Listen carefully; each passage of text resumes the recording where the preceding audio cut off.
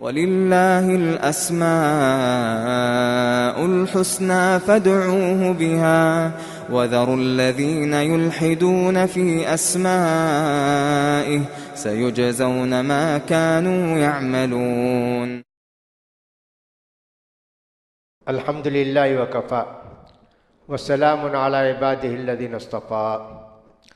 یقول سبحانہ وتعالی فی محکم تنزیلہ هو اللہ الذی لا الہ الا هو الملک القدوس السلام المؤمن المہیمن العزیز الجبار المتکبر سبحان اللہ عما یشرکون. ویقول کذالک بسم اللہ الرحمن الرحیم یسبح للہ ما فی السماوات وما فی الارض الملک القدوس العزیز الحکیم. اسٹوڈیو اسلام میں آپ سارے لوگوں کا استقبال ہے. اللہ کے ناموں کا اور اس کی صفات کا ذکر ہو رہا ہے. اللہ کے بہت ہی پیارے، بہت اچھے، بہت عمدہ ناموں میں سے ایک نام ہے القدوس اور ایک نام ہے السبوح. یہ دونوں لفظ ہیں. قدوس کا لفظ تو قرآن مجید میں دو جگہ استعمال ہوا ہے. ایک تو سورہ حشر کے اندر دونوں آیت میں نے پڑھی، اور ایک سورہ جمعہ کے اندر. السبوح کا لفظ قرآن میں نہیں آیا ہے، حدیث میں البتہ آیا ہے. عائشہ رضی اللہ تعالیٰ نے روایت کرتی ہیں کہ نبی کریم صلی اللہ علیہ وسلم سجدے میں جو دعائیں کرتے تھے ان میں سے ایک دعا یہ بھی تھی سبوح قدوس رب الملائکۃ والروح. اسی طرح وتر کے آخر میں بھی بعض حدیثوں میں آتا ہے کہ نبی کریم صلی اللہ علیہ وسلم سبوح قدوس رب الملائکۃ والروح پڑھا کرتے تھے. قدوس اور سبوح کے معنی ملتے جلتے ہیں. قدوس کا مطلب ہوتا ہے عظمت والا، قداست والا، جس میں کوئی عیب نہیں اور کوئی نقص نہیں، جیسے السلام میں نے بتایا تھا ویسے. اور اسی طرح سبوح پاک، یعنی ہر عیب اور ہر نقص سے پاک، ذات میں بھی صفات میں بھی. نہ بھوک، نہ پیاس، نہ اونگ، نہ نیند، نہ باپ کا محتاج، نہ بیٹے کا محتاج. وہ سب کا مالک ہے، سب کا خالق ہے. اس جیسا کوئی نہیں. وہ سمیع البصیر، یہ بھی اللہ نے کہا. شاید یہ دونوں صفات ایسی پیاری ہے کہ جب اللہ نے فرشتوں سے کہا کہ ان چیزوں کے نام بتاؤ، تو فرشتوں نے آدم علیہ السلام کو پیدا کرنا چاہا، تو اللہ تعالیٰ نے جب ملائکہ کو، فرشتوں کو اطلاع دی تو فرشتوں نے کہا اللہ تو ایسی مخلوق پیدا کرے گا کیا جو لڑیں گے، کٹیں گے، ایسا کریں گے. وَنَحْنُ نُسَبِّحُ بِحَمْدِكَ وَنُقَدِّسُ لَكَ. تیری تسبیح بیان کرنے کے لیے اور تیری تقدیس، عظمت بیان کرنے کے لیے ہم ہیں نا. تو دیکھیے دو لفظ کا فرشتوں نے انتخاب کیا، وہ بھی اللہ ہی کی طرف سے انتخاب ہوا فرشتوں کو. انہوں نے کہا وَنَحْنُ نُسَبِّحُ بِحَمْدِكَ وَنُقَدِّسُ لَكَ. اس سے معلوم ہوتا ہے سبوح قدوس بہت ہی پیارا نام ہے، بہت اچھا لفظ ہے. اللہ کی عظمت اور پاکی دو چیزوں کی متقاضی ہوتی ہے. اس کے صفات میں کوئی نقص نہیں، کوئی عیب نہیں.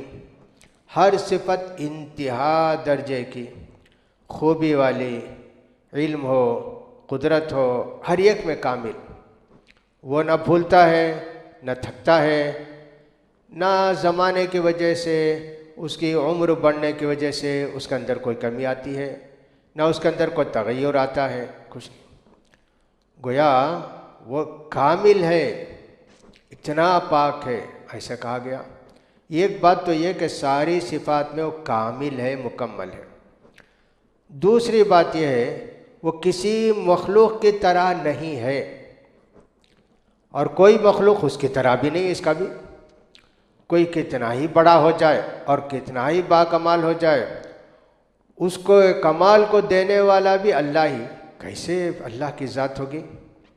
جب اس کو ہر عیب اور نقص سے ہم پاک کہتے ہیں تو یہ بھی ضروری ہے ہم کہیں کہ وہ ساری خوبیوں کا مالک ہے.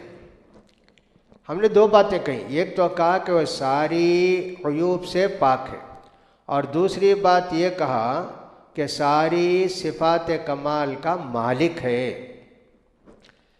یہاں ہم دیکھتے ہیں کہ سب گمراہ فرقوں میں ایک فرقہ ہے معطلہ، وہ اللہ کی بہت پاکی بیان کرتے ہیں۔ کیا پاکی بیان کرتے ہیں؟ اللہ ایسا نہیں ہے، اللہ ویسا نہیں ہے، اللہ کے اندر یہ ظلم نہیں ہے، اللہ کے اندر زیادتی نہیں ہے، فلاں ہے فلاں ہے فلاں نہیں ہے، نہیں ہے نہیں ہے نہیں ہے نہیں ہے، جتنی چیزیں عیب کی ہیں سب کو ذکر کرتے ہیں، لیکن اللہ ساری خوبیوں کا مالک ہے یہ نہیں کہتے، اس لیے ان کو معطلہ کہتے ہیں۔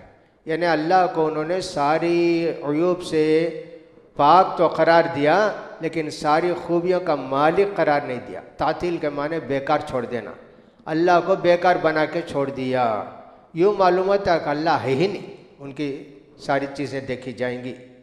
اللہ تو ہے اور اس جیسا کوئی نہیں، لیکن ساری صفات کا وہ مالک ہے، صفات کو نہیں مانتے ہیں۔ اسی لیے ابن رجب حنبلی رحمۃ اللہ علیہ فرماتے ہیں فسبح بحمد ربک، اس سورہ حجر کی آیت ہے، 98 نمبر کی آیت ہے، اس کے سلسلے میں کہتے ہیں اللہ کی حمد و ثنا، اس کی پاکی ویسے بیان کرنی چاہیے جیسے اللہ نے قرآن اور حدیث کے اندر بیان کی ہے۔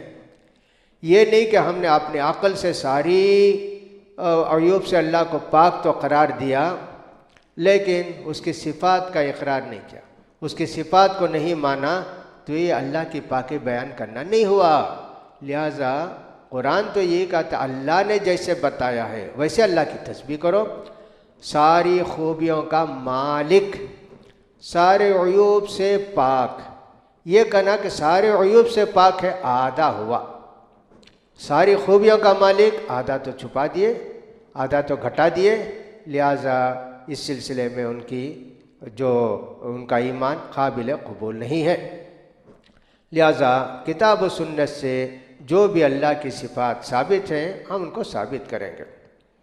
بخاری کے اندر ایک حدیث آتی ہے کہ نبی کریم صلی اللہ علیہ وسلم فرماتے ہیں دو کلمے اللہ کو بہت پیارے ہیں، یہ دونوں بولنے میں بڑے آسان ہیں، قیامت کے دن اس کا بڑا وزن ہوگا ترازو میں، اور یہ دو کلمے اللہ کو بہت زیادہ پسند ہیں۔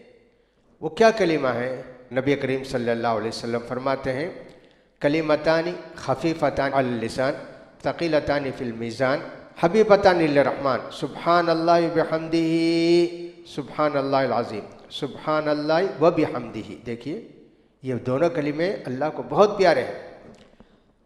زمین کے اندر جتنی مخلوق ہے اللہ کی کیا کرتی ہے؟ وہ تسبیح بیان کرتی ہے۔ تسبح لہ السماوات السبع والارض ومن فیہن، تسبیح بیان کرتی ہے۔ سارے عیوب سے پاک اور ساری خوبیوں کا مالک، یقیناً زمین آسمان کی ہر چیز، پتھر، پہاڑ، کنکر اور صاحب درخت، زمین کی ہر چیز جو بھی زمین پر ہے، آسمان کے سارے فرشتے سب اللہ کی تسبیح بیان کرتے ہیں، اللہ کی قداست بیان کرتے ہیں۔ اللہ اکبر۔ لہٰذا اس کو اچھی طرح سمجھنا چاہیے کہ اللہ کی تسبیح بیان کرنا کوئی معمولی بات نہیں ہے۔ ہم جب نماز کے بعد تسبیح شروع کرتے ہیں نا تو کیا کہتے ہیں؟ پہلے سبحان اللہ، پھر اس کے بعد الحمدللہ، پھر اس کے بعد اللہ اکبر۔ دیکھیے سبحان اللہ، اللہ کو یہ سبحان اللہ بہت زیادہ پسند ہے۔ دنیا کے لوگوں نے اللہ کو کیا کیا بنا کے چھوڑ دیا، پتھر بنا کے چھوڑ دیا، مورتی بنا کے چھوڑ دیا، اور صاحب پتہ نہیں کیا کیا درخت بنا کے چھوڑ دیا، چوہا بنا کے چھوڑ دیا، سانپ بنا کے چھوڑ دیا، ان سب کی عبادت اللہ سبحان اللہ۔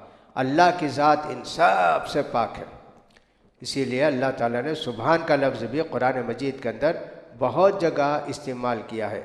سبحان ربک رب العزت عما یصفون۔ یہ جو اللہ کو جیسے مانتے ہیں سانپ کی طرح، بچھو کی طرح، پہاڑ کی طرح، چوہے کی طرح، کنکر کی طرح نہیں، اللہ کی ذات ان سب سے بہت پاک ہے۔ سبحان ربک رب العزتی، غلبے والا، اقتدار والا ہے اللہ تعالیٰ، لہٰذا اللہ کی تسبیح بیان کرنا اللہ کو بہت زیادہ پسند ہے۔ لہٰذا جب ہم اللہ کی تسبیح بیان کر کے اللہ سے دعا کریں گے تو اللہ کو یقیناً خوشی ہوگی اور اللہ تعالی ہماری دعا کو قبول فرمائے گا۔ اللہ سے دعا ہے کہ اللہ تعالی ہم لوگوں کو بھی ان بندوں میں سے بنا دے جو اللہ کی رات دن تسبیح بیان کرتے رہتے ہیں۔ اللہ تعالیٰ کی ذات اسی لائق ہے کہ رات دن اس کی تسبیح بیان کی جائے، اس کی قداست بیان کی جائے، اس کی پاکی بیان کی جائے، لیکن ہمارے لفظ ہیں کسی چیز کو دیکھ کر کتنی تعریف کرتے ہیں، اللہ کی تعریف نہیں کرتے، اللہ کی تسبیح بیان نہیں کرتے۔ اللہ اکبر، سبحان الملک القدوس، اس کو سبحان اللہ بار بار کہیے، سبحان اللہ بار بار کہتے رہیے، الحمدللہ بار بار کہتے رہیے، ایمان تازہ ہوگا۔ اللہ توفیق دے، وآخر دعوانا الحمدللہ رب العالمین۔